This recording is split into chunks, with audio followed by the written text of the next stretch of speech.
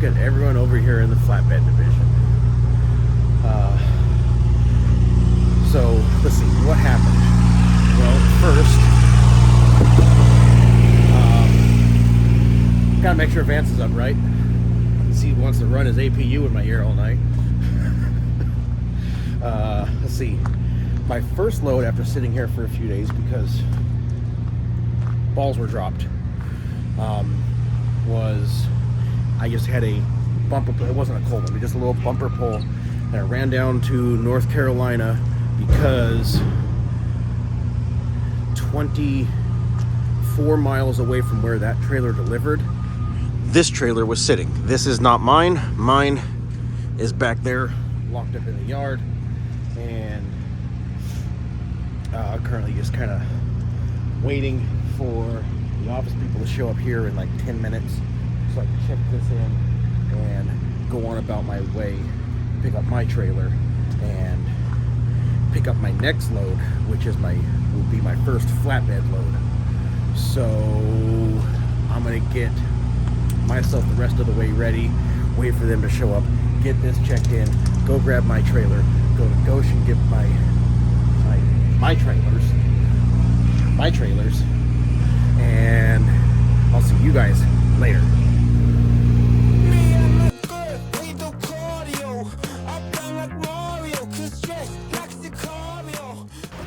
Okay, first load in flatbed, because as I said, I did the bumper pull and I brought that new trailer up as a return load.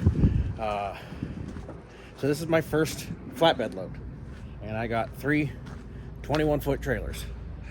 And let me tell you, as you guys saw, there's a lot of wind. As you guys saw, it was a bit of a process getting all the trailers up.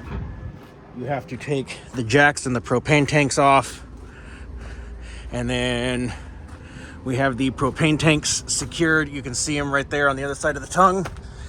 Jacks are secured inside the units, and these are snug. So here we go. I am extremely thankful that Vance took the time out of his day to come help me with this first one, because this would have been a headache by myself. So with that, I can't make delivery tonight, so I'm gonna go back to the Wakarusa yard because there's free showers there. So I'm gonna get on the road and I'll see you guys later. Beautiful sunrise out here in Nebraska. So let's see. I told you guys about the bumper pull. I told you guys about the return trailer. And what I didn't tell you was I already did my first load in flatbed. I'm on my second. Now, if you follow me on Instagram, you saw a couple pictures of that. But essentially what had happened was they, due to issues that came up with my recruiting package when it went through, and then they found some issues with the trailer, which I'll get into a little bit later. And then there was a whole trailer fiasco that I'll get into later. But I was stuck in Indiana for a week, and you know, they kept me busy. Like I said, they got that single pull down to North Carolina, and then I got to bring that trailer back. A little bit of work, a little bit of money, but then they put me on that really short flatbed run. It was only 149 miles. Now, apparently, and I could be mistaken on this, but from what I'm gathering, talking to people, it sounds like there's a policy in place that you will get paid for X amount of miles if you're in flatbed. So essentially what that did was I got paid for miles that I didn't run, or my rate per mile went up. However you want to look at it. Either way, that really short load paid really well. Kept me busy, kept me afloat while they were trying to get me going. Finally got it all straightened out. I got my trailer. I finally have my trailer. This trailer is assigned to me. This trailer is mine. So that's awesome. I have this load, and we are heading way into the Pacific Northwest. But we'll touch on all that a little bit later. I'm over here doing my 30-minute break. It's almost 7 a.m. And here we are. Oh, I forgot to tell you guys, this is Rebound. For reasons that should be obvious to all of you, this truck is Rebound. But here we are. Got this load, double trailer going to the deep Pacific Northwest, and like I said, the first one was triple. I'm gonna go have my breakfast and get back on the road. I'll see you guys later.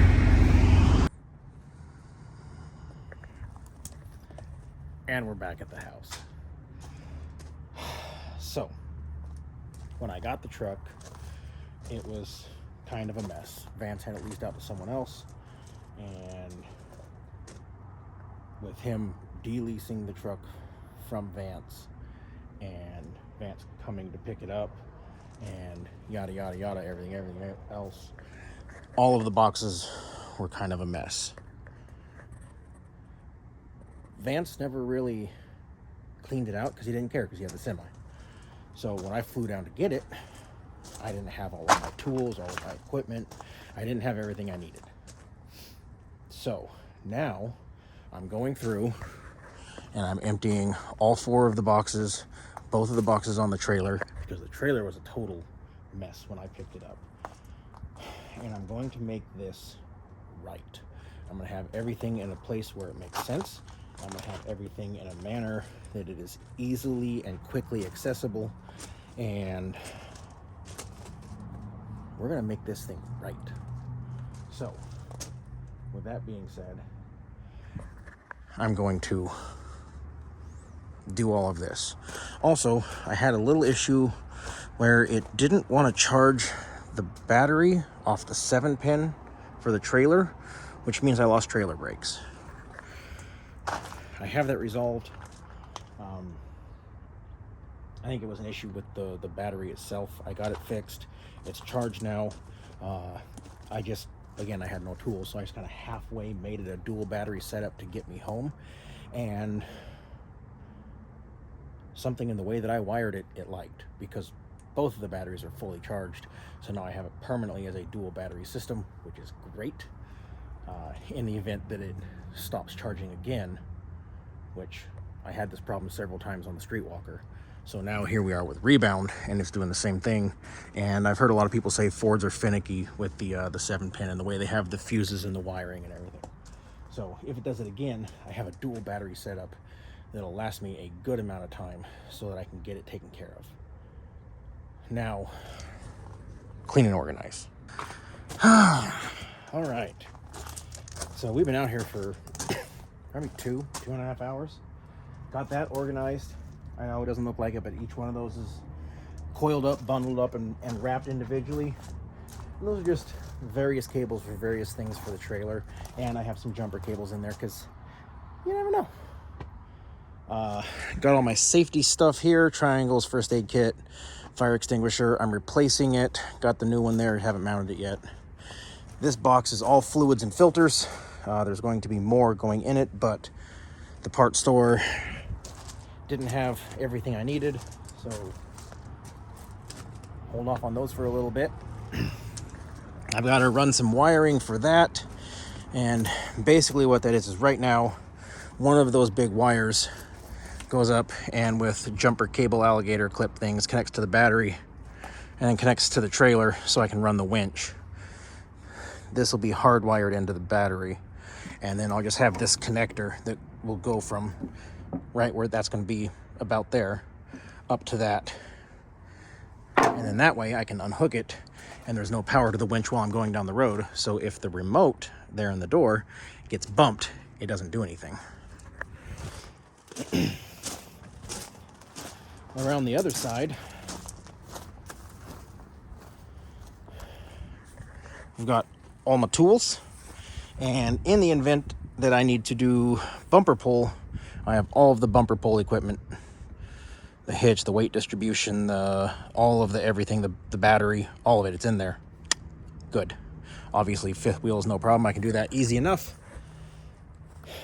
And I organized this because that was just a giant bundle of crap.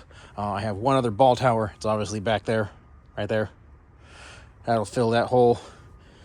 And I thought I was going to have a bunch of empty space. Clearly I do not. And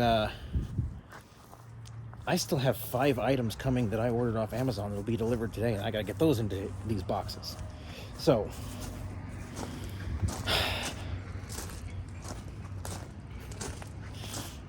it's amazing how quick all of the space you thought you had fills up and disappears. But we're getting somewhere. So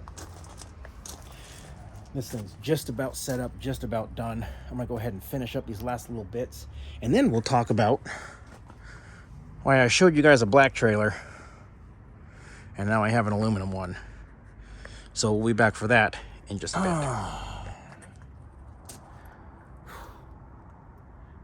Basically done.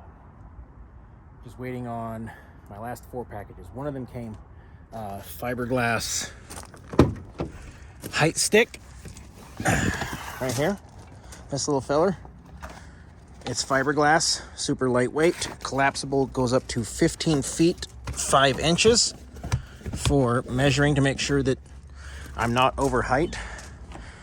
Used it on that, and I am 13.5, so nailed it. Waiting on the last 4 items. They're all coming as one shipment. Everything else is done. All the wiring is done. All the tools are put away. All the boxes have their specific purpose and job. I need to clean the truck out. I mean, it's pretty clean. I just got like an empty bottle and crap in there. But basically, I'm done. Which is awesome because I want to enjoy a reset. I'm always go, go, go. And now, I don't have anything to do tomorrow.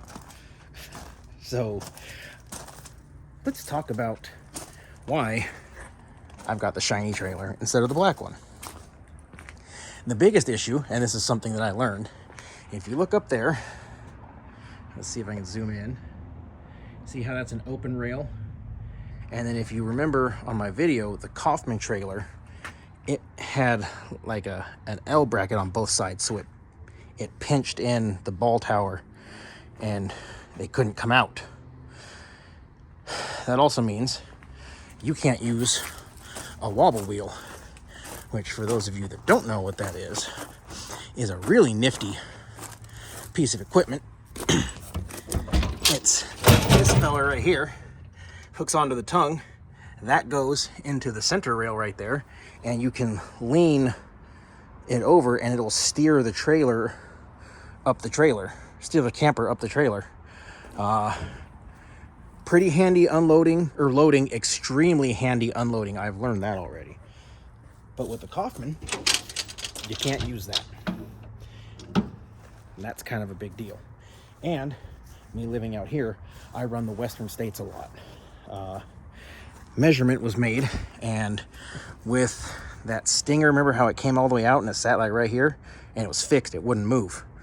I'm over 55 feet with that. So that requires a permit every trip. I'm not paying for that permit. I'm pretty sure Horizon doesn't want to pay for that permit every single time I take a load through Washington or Montana. There's probably other states, but those two off the top of my head. And then you pair that with the fact that it was all steel and it was heavy, and I'm driving in a 1-ton. The opportunity presented itself for me to get the brand new shipshe with aluminum and the open rail, and the Stinger up on this one moves in and out. As you can see, I have it sucked all the way in, so it's legal for Washington now, but I can shoot it all the way out and it'll sit right there, depending what state I'm going through, whether or not I can use that feature. So here we are. Now, I'm to a single axle instead of a dually. That kind of sucks. But other than that, I think I like this trailer better. Now I know I was all excited about the Kaufman in the last video. I also knew nothing about how Flatbed worked. I liked the features I saw in that trailer, but after real world experience, I definitely like this one more. So, I'm going to end this section of the video right now, and pretty well put all my tools away. I'm going to finish that up, get everything ready and good, and yada yada yada, and wait for these last pieces to come in. Amazon says they'll be here today, so let's hope so I can put this all up and just be done and not have to deal with anything tomorrow. So I'll see you guys in a little bit. All right, so it's the next day, but final packages finally came in, which means we're ready. But I was thinking about something, so I'm glad I didn't get to film this yesterday. Another huge advantage to the ship sheet over the Kaufman is right here. You see that this is cut at a 45 degree, whereas the Kaufman came up in 90'd, which isn't terrible until you think about this light. Now, it's just a little tiny dim LED bulb, which you're gonna think, oh, it's not that big of a, it's different. It's different in the nighttime. It is. It's brighter in the nighttime, obviously. But when you compare that to the Kaufman, which was this,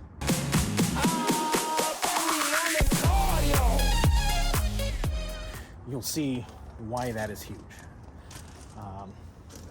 The one time I had to back up with the Kaufman at nighttime, I had to turn my lights off. I couldn't see anything because I'm not sure if you could really tell in the pictures, but the Kaufman had a light on this edge and on this edge. So this one that was right here pointed right into the mirror, and the Kaufman was just a touch higher, so that light was probably like right here, kind of, right at the mirror. It was awesome. Now, for the final thing, the last piece we've been waiting for. I am a firm believer in the AutoSock versus the snow chain. No, not sponsored. Yes, I paid full retail. But I love this item. It takes, well, I can guarantee you, probably on the back axle, you're gonna spend more time walking from the door to here, back to here, back to here, than you are putting it on. Definitely on the trailer. They just drape over, and you can get them on all the way down to about here, and then you just roll forward a half a tire rotation, pop the last bit on, and you're on. And they work wonderfully. Now, why do you have 4? Well, those of you that have been following for a long time know that 2 winters ago, the Streetwalker put me off the road. And I had to AutoSock the front. I had a set of triple rail chains that I put on the dualies on the back, and it was still a struggle to get out of there. So I've got both axles on the truck. Outstanding. All 4 corners. Bam. I also have 4 for the trailer. Now, only a few states require a drag chain. So if you have to chain up, they require you to put a chain on your trailer too. For me, it was worth the extra $109 to get a second set so that I can have both axles. Do states require that? Not that I have seen, maybe. I know that some do, like I said, require 1. Since both axles are braking axles, I figured put them on both axles. Worth it for my peace of mind to do it. So those will stay right here in the trailer. These just live right here now. That seems like a good little home for you. Come back out and lock that in a little bit. And I save room for these ones to go right in here. Bam. Oh, gotta lock that still. And that's that. We're ready to roll. That's going to do it for this video. I appreciate y'all watching. Those of you that have experience in flatbed, let me know, am I missing something? Is there some equipment I should have? Maybe I have something set up wrong. I'm learning as I go. So I look forward to interacting with all of you, especially those of you who might be able to teach me a few tricks and tips in this flatbed division. So with that, as always, those of you on the roads, I wish you fair winds and following seas. Take care and have a great day.